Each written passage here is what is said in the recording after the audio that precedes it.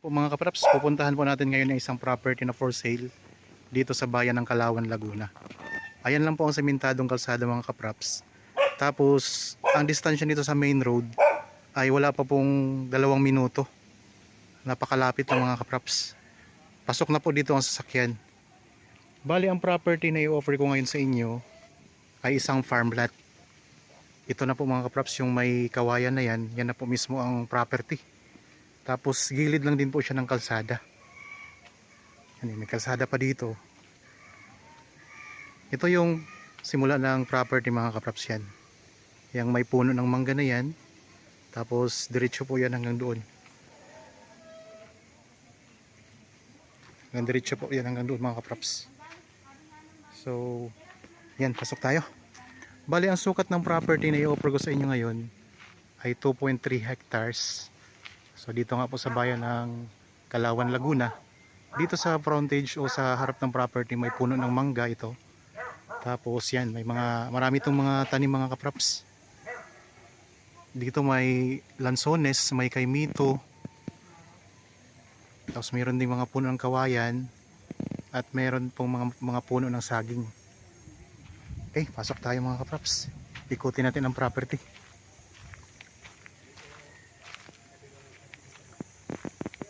Yan, ito yung mga tanim niya. Patag na patag din ang lupa. Anong sakop nito? Sapa? Ilog? Ilog na mismo kay. So mayroon itong boundary na ilog. At saka may bukal pa. Tara! Ikot tayo. Saan tayo dadaan?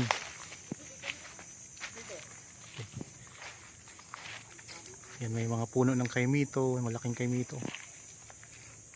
Tapos mga rambutan, may mga kakao.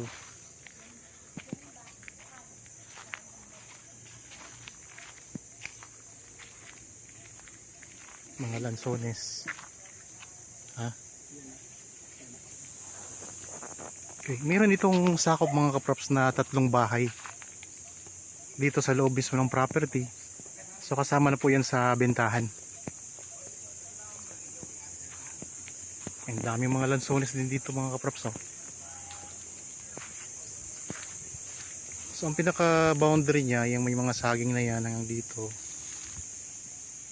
Hanggang roon yun, sakop pa nga po yung 3 bahay na yan. Yan mga bahay na yan, sakop po yan sa property.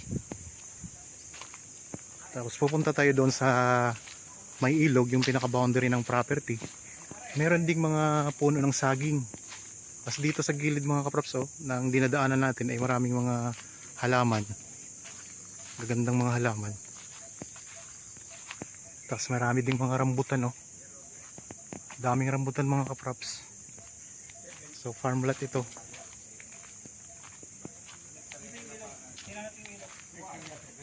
Puntahan natin ang ilog. So 2.3 hectares ito mga kapraps. Tapos sa tabing ilog, sa tabing property, mayroong mga tanim na puno ng kawayan. Okay. May mga tanim na pandan.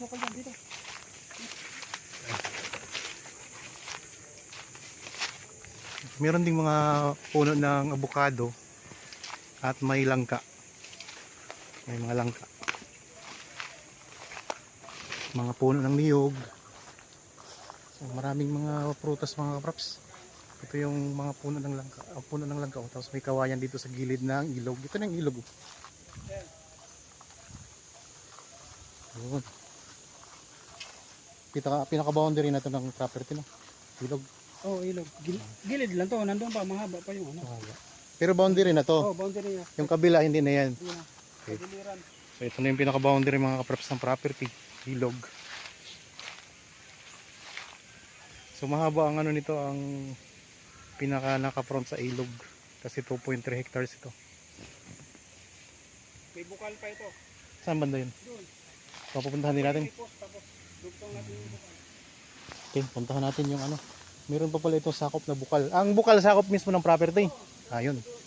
So mga kapraps, mayroon tayong titingnan ding bukal. Sakop na mismo ng property yun. May mga puno din ng mahogany pala dito. Yan, may mga puno ng mahogany mga kapraps. Mahal po yung mahogany. Ang standard na sukat niyan ay nasa 10,000 daw. 8 hanggang 10,000. Tapos pupuntahan natin yung bukal.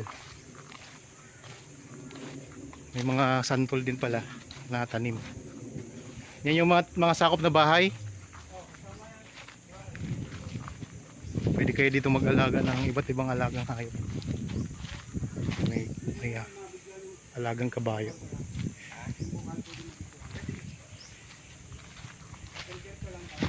Oh, diretso lang yan yung palusong na ganyan. Nandiyan yung lipat. Gano'n sa ilalim. Yan, puntahan natin ang bukal. Dami palang mga rambutan ano. Ang dami rambutan to, tsaka lang tulis. Ito kasama to no. Tama ba yan? Mga kaprops, ang dami mga rambutan no. Tapos may santol. Mayroon pa kayong papaya. Mga papaya, may mga santol. Saging.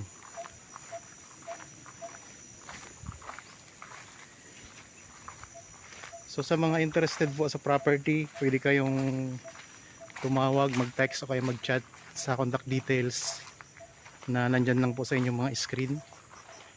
Viber, cellphone number, Facebook Messenger, at saka mga cellphone number. Ayan, ang mga rambutan, ang ganda. Dito sa part na to, mga rambutan na nakatanim. Ang daming rambutan yan. Hanggang doon pa yan mga kaprops oh. So dito naman yung santol, tapos may mga papaya silang tinanim dito. Lalaki ng bunga oh. Ayan oh. Laki ng bunga ng papaya. Laki nito itong isa. Tara, diretso tayo doon sa bukal.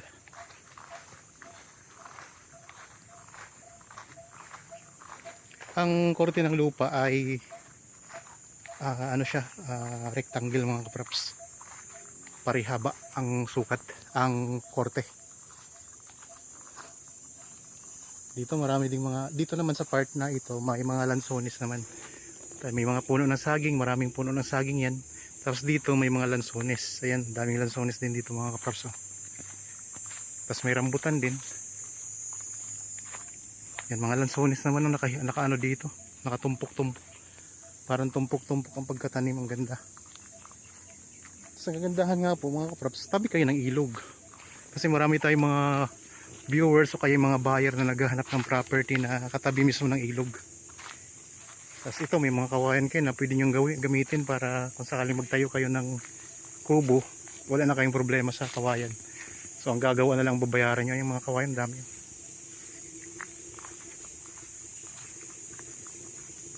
Yan, dito na tayo sa bukal.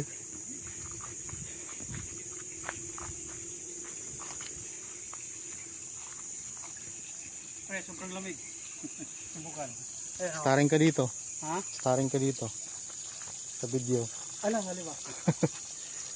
Yan ang bukal. Ito ang bukal mga kaprops.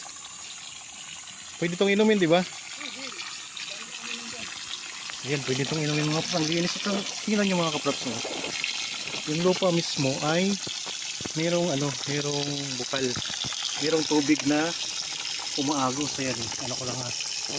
Ayan. Ganda mga kaprops. So mismong nasa ayun o, galing sa lupa yan o. Tapos ito may nilagay silang tubo para kung gustong uminom, yan, mag-igib, hindi na sila mahirapang mag-igib. Napakalinaw pati ng tubig at saka ang lamig o. Ang lamig mga kaprops ng tubig. Ayan, nakakatubaw. Pati yan. Meron din tubig na lumalabas. So, itong bukal na to ay sakop na po sa property. Ayan. So, meron kayong property na katabing ilog, mayroon pang bukal. Tapos, ang daming mga tanim na prutas. So, kung gusto nyo makita ito ng personal, pwede kayong mag-chat o kayo mag-text o kayo tumawag sa details na nandyan sa inyong mga screen mga kaprops. Yan na po ang ilog mismo katabi ng property.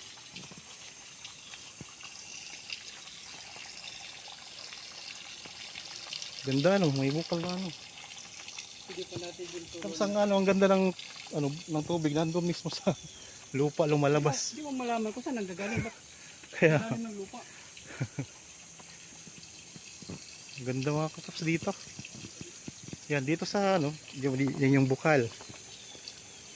So dito ayan ang mga lansones sa taas. Ayan oh. Mga lansones mga kapraps. Rakit tayo ulit dito. Kunting lang, slope lang. Nasa ilog na tayo. Diretso pa yan doon?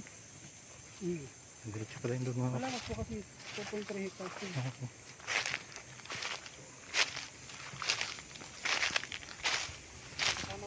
Ang presyo nito mga kapraps ay makikita nyo sa description box at sa title nitong video. So mga sagiang kasama pa yan.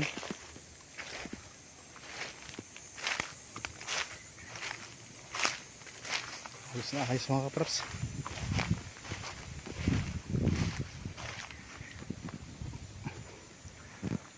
Yung mga nakikita nyo yun mga kapraps, yung mga puno ng niyog, yan na po yun ang pinakadulo ng property. So dyan tayo galing kanina sa bukal, yan po. So yung mga rambutan natin, ang mga lansones pala. Ayan palang rambutan, tapos ito yung mga lansones. Yan po. Mga masipag pa yan mamunga mga kapraps.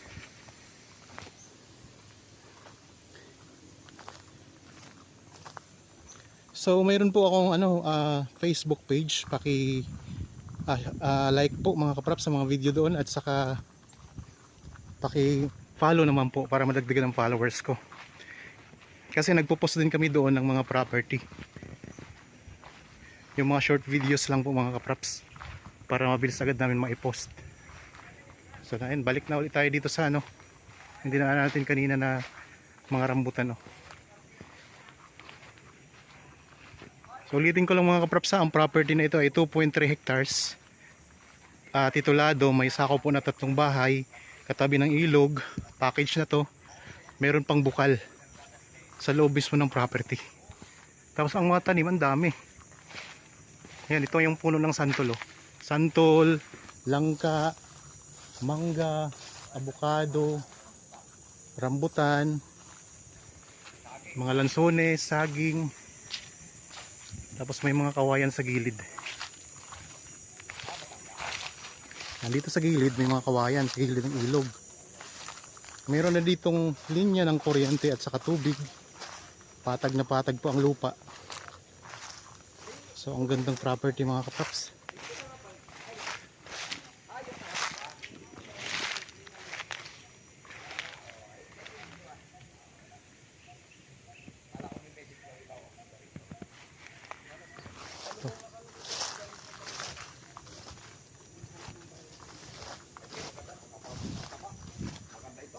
Ako pag natanggal tong ibang natabas na ng konti ang ganda Ganda nito. niyan. Minamawir pa itong mga rambutan ito. Palataplat ang damo niya.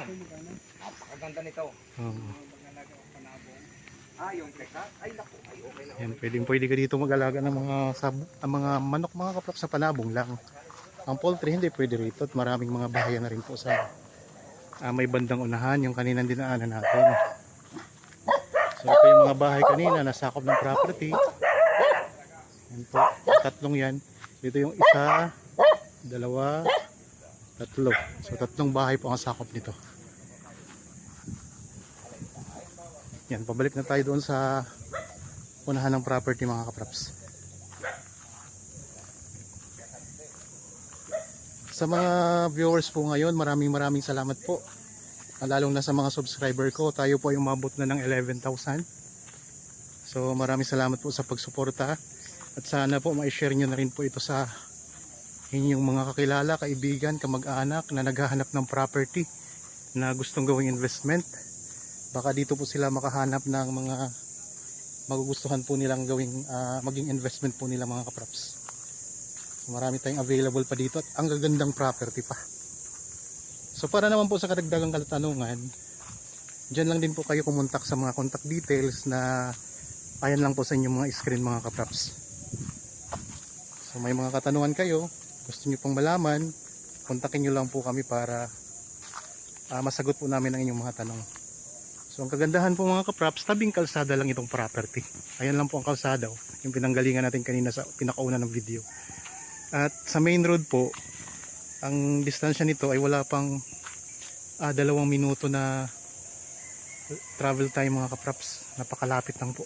At saka sa mismong bayan ng Kalawan, ito ay napakalapit lang din kasi mga kulang-kulang 5 minuto lang ay nandoon ka na sa town proper. Okay, sana po ay nagustuhan nyo ang property na in-offer ko sa inyo ngayon. Para po sa mga bago pa lang sa aking channel at napadaan lang dito sa aking channel, huwag nyo pong kalimutang mag-subscribe at pindutin na rin po ang notification bell para maging updated kayo sa mga bagong property na i-offer namin. Maraming salamat po, lagi tayong mag-iingat at God bless po sa ating lahat mga kapraps.